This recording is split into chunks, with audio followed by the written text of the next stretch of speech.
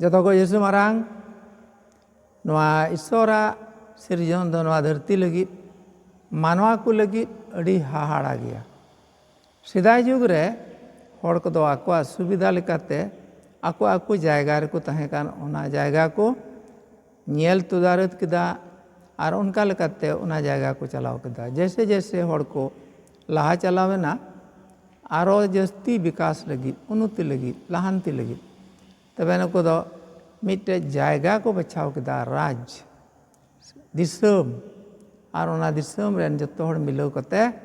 सही तरीका देते जेमन ओना दिसम को चलाओ आदम आदम दिसम दो होइना प्रजातंत्र ता में जनता को चुनाव को आकोरेन अयुर को आदम आदम दिसम दो होइना कम्युनिस्ट दिसम आदम आदम दो धर्म आधार ते लेका और आदम आदम आर हो मेना अकोय दो मसल पावर मिता में आज चेने मेना उनागे और जहां गे उनी आया कुर्सी लगी खतराए क्यों को चाहे जेल रे अदर को और चाहे गोज इचो को और तीन दिन जीवन रहता है ना उन्हीं के जमान उना दिसम रेन शासक से राजाय तहन दुलड़िया बिहा मिश्रा को नवा दो बच्चों रे बारगेल रविवार ए सेरमा कना तीना पहिल पर दो नबी इसायास नबी पुती खोन हताओ कना नवा दो मोनेगेल तुरुई हटी रे पहिल कली और तुरुई कली खो याय कली नवा रे नबी दो नवाय मेने कना इन दो इनरेन प्रजा को और कोई को बेदिस्य रे हिना को विदेश रे मेना को नुकु सनाम को गुस सामटाव को इन कते लहा से मेने कना ईश्वरा पंथा ओका कना नबी होते सदरक कान मेनदाय हका मानाव पे ओका जस्टिस कना ओका न्याय कना ओना मानाव पे आर धर्म कमी पे ओकाटा होते ते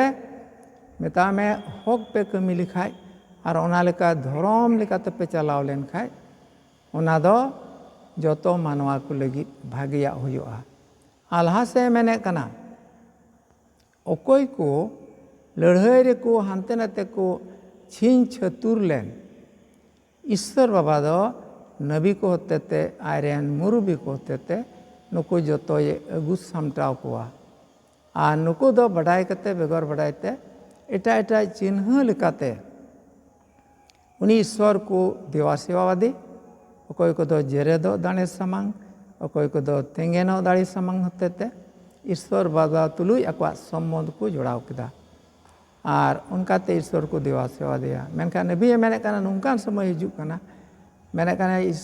ईश्वर दो आयरन सनाम मनवा को आया सनद बुरु ठने गुजरवा को और उनी मिट गोटे ईश्वर और उनी नुको दो मिटे प्रजा को हुआ धर्म लेकाते दिसेबन दुलड़िया हमेशा को पहिल पड़या सिखौना दो नवा धरती रे आयमा धर्म रेन मेना बना आयमा जात को मेना बना अबो तालारे कॉमन हाना धर्म नवा धर्म असला दो चेत कना ओका दो जतो रे इनगे मेना और ओना दो कना जस्टिस न्याय बमता जस्टिस दुलड़ इपिक नवा दे जतो रे मेना का हक कना ओना लकाते बिचार आ नवा धरती रे जहां गे राजाय बना जहां दिन संस्था रे जहां होड़े चलावे आबोर द पर्सनालिटी आबोर द आबो चेर बो चिकाय हुदिसा ओना लेकाते हड़ को बन बचाव को चलाव बना बन मेनखान ईश्वर बाबा सामने रे दो नवा दो बनुआ नि दो दा तोवा दो तोवा उनकाय बिचारा और आबो मानवा रे हो ओना जिनिस गी आसो कना तेला बदिसे पहिल पाठ होते ते आबो बाइबल आइमा बो पढ़ाव कदा ईश्वरा कथा आइमा बो बड़ाया मेनखान कटी कटी प्रैक्टिकल जिंदगी रिया रोजमर्रा जीवन रे से ओका बो अटकारे का नोआरे बुदिसिया चे सरीगी इन से आम से हनी हक लेकाते बन चिकायत कना धर्म माने सरिया कमी रे लगिया पड़ा कना बन से इnya उदुगो इnya दाबदाबा बनाव इन चेर इन मेने कान एटा होड़ा भलई हुयो बांग हुयो पासे ओना लेका मेना तबन एटीट्यूड इnya पहिल पाठ होते ते नोरे आयमा रिफ्लेक्शन हो दाड़िया इnya जुदा आमा जुदा नवा दो कॉमन रे मिद बारिन लई के नवा को एटा पे ᱧᱟᱢᱮᱫ ᱠᱟᱱ ᱚᱱᱟ ᱯᱮ ᱜᱟᱱᱰᱚᱱ ᱫᱟᱲᱮᱭᱟᱜᱼᱟ ᱟᱨ ᱤᱥᱥᱚᱨ ᱫᱚ ᱱᱚᱣᱟᱭ ᱢᱮᱛᱟᱵᱚᱱ ᱠᱟᱱᱟ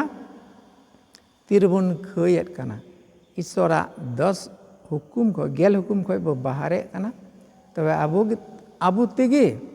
ᱟᱵᱚ ᱫᱚ ᱚᱱᱟ ᱠᱷᱚᱡ ᱵᱚᱱ बेदेशीय से विदेश से बाहरे बन चला कना और उनी ईश्वर दो आबो दया दुलरे उदुग बन कना चेदा जे उनी दो दया रेन बाबा कनाय आबो सनाम कोई दुलरे बना नवा अटकार जरूर कान ताबोना और आबोआ इᱧ भागी गुण से इᱧ कैपेसिटी खमी रिया दाड़ी मेना उना तो बांग उनी ईश्वर गे आबो सनाम को उनका गे दुलरे बना इक्क कबन कनाय और ओनाते के उनी सारी प्रजा बो हुयो कना नवा दो पहिल पाठ या सिखौना तेना दोसार पाठ रे दो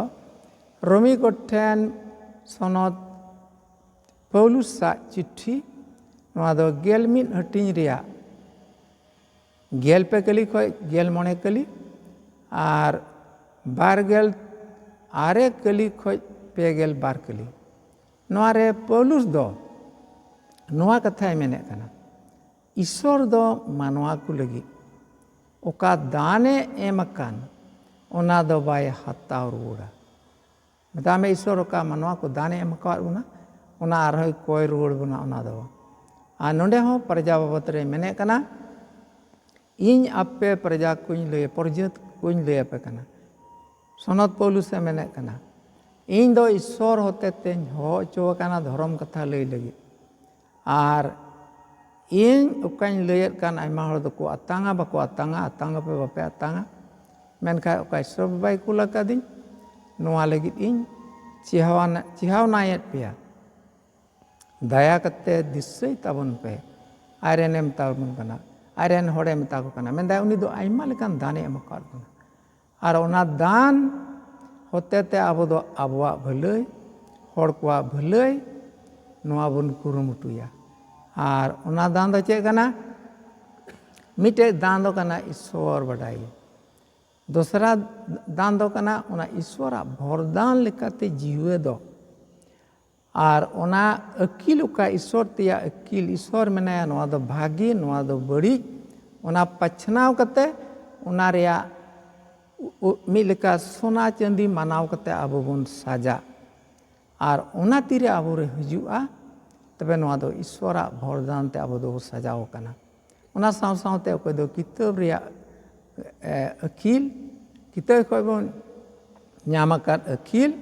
नोआ ईश्वरा दान कना उनी एम का बना आबो दो केन बन व्यवहारे कना आ नोआ को दान दो बाय हता रुड़ा आ सनाम से अंते मेने कना लहा से सनाम को लटू उतर दान को दो कना पतियो ईश्वर बन पतियो कना उनी दो आबोरेन बाबा कनाय और उनी दो आबो सनाम को अयुरेद बना आदो नो आबो दिसया दोसार पाठ होते ते ईश्वर का एम का बन दान ना दो अपनार लगी मतो दो बांग कना एटा हड़ को बन एम हपटिया कोआ नोआ होते ते दो आरोते आबो ते गेबन ढेरोआ आ ओना ठीक तेबन व्यवहार लेका धन दौलत लेकाते समाज लेकाते और अकिल लेकाते आबो गे बोला नोआ दो दोसार पाठ या सिखौना भागी संवाद दो सनद मतिया भागी संवाद खन हताव कना नोआ दो गेल मणे हटिन रिया बारगेल मिद कली खय बारगेल इरल कली नोआ रे आंजम माबोन हा जे जिसु मसीह दो जेनेसरेत आड़ीते पारम चलावना और तीरो और सिदोन टोठाते ओना एरिया कोई दाना बड़ाई कान थाहे कना मिटे कानानी माजी दो जिसु ठने हेज एना अरे हो किदा ए दाऊद रेन हपन जिसु गड़ोविन में आदो जिसु दो अडी दो बाय मेना लुतुरा तया उनी माजीवा कथा और चेला को साथे चलाव इदीना मेनखा उनी दो बाय थीर लेना चलाव इदीना आदो आरहय मेता देया ए दाऊद रेन हपन जिसु दयाविन में आदो जिसु जवाब रे मेन किदा इन दोन हेज अकाना पहिल दो इसराइल घारोज रेन को लगी इᱧ कथा सदर को नोआ आंजम के खा उनी माजी मेन किदा गांडन किदा थोड़ा उनी माजी जिसुआ कथा दो चेत कना मेनते आरो जिसुई मेन केदा जे पिठा गिद्रा को लगी ओका हताव कान पिठा सेता लेब दावा को दो बांग गानो नि माजी मेन केदा ए बाबा मेनखान तीरे पिठा को जमा किसान हर से मलिक लातार रे ओका कटरा कुटरा ᱧᱩᱨᱩ पिठा सेता हपन मको जम गे नोआ कथा आंजम केद खाय जिसु रे मिटे सरी साहस से सरी बुझाव हेजना उनी माजी बाबत रे उनी मेन केदा नुया पत्तियो दो मारांग गया जिसु मता दिया ए आयु आमा पत्तियो दो मारांग गया नोआ कटी कटी चिन्ह होते थे उना आसना नुई माजी दो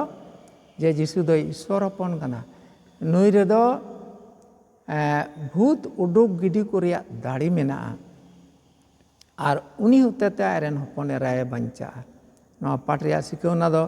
नोआ कना दुलड़िया बहा मिसरा को आयमा बो हुदिसा जहां हर पासे चिंता रे पड़ावेन बहुत बड़ी एनताय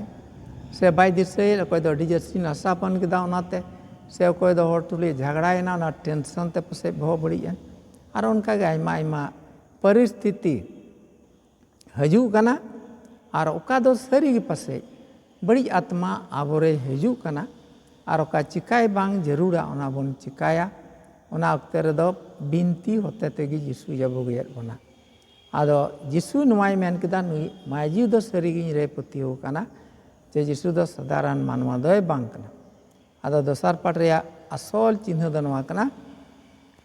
आबो मिमिट को पतियो वे बढ़ावे तबना जे ईश्वर दो अबरन बाबा कना प्रभु जिसु दो आत्मा लेकाते आबो जे बंचावे बोना रुआ हसु कोन सहाड़ बुन रे दाड़ी हो मेना जिसु मसीह रे चेलका नुई माजी वे पतियो ना साव सावते जिसु दो अकिल रिया स्रोत कनाय जिसु दो दुलड़ रेन स्रोत कनाय दुलड़ रेन झरना कनाय जिसु दो आबोय एम अकर बोना धन दौलत ते लहा रिया अकिल मेनखान नुई माजी लेका आबो पतिया जरूरा और ओका नुई माजी पतिया ओना जिसु रे ओना लेकाय चिका केदा और सरीगी उनी माजी रेन कुड़ी दो उनी दो भूत जपाड़ खने भोगियना देला नवा गिरजा उक्तरे मिसे उक्तरे गिरजा को कटे नवा बो आस कते बो बिनतिया पसे अबरन बहा मिसरा को ओकोय दो मिता में मेंटली हुदिस लेकाते आइमा आइमा टेंशन प्रॉब्लम मुश्किला को मेना और सही तरीका ते बाबुन आइको ओकोय दो आइमा आइमा जिनिस मेना आदो आम गांडोन में चेत मेना तमा नुई गांडोना इन गांडोना और नुआ सनाम दो जिसु ठे बो सदरा ए प्रभु आम दो ईश्वर हपन कना नुआ खन आमेम भोगी दाड़िये और उनी रेबन पतिये खाय